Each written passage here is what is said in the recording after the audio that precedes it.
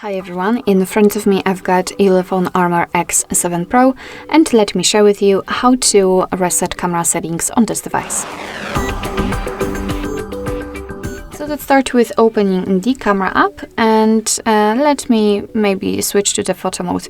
Basically, before we'll start, I'd like to apply the grid lines, so let me do it quickly. And it is because I'd like to show you the visual evidence that the reset option will work, and after the whole operation those lines should disappear. So in order to reset the settings, we have to enter the settings themselves. Obviously, let's tap on it, and here we've got this reset option, so let's simply tap. Your device will of course ask you if you really want to do it, so just confirm it with OK. And this is the very first evidence that the reset option worked, because your device will ask you about the access to the location. So let me deny, for example, and the thing I wanted to focus the most are the grid lines, which are not visible, which means that we just successfully reset all camera preferences.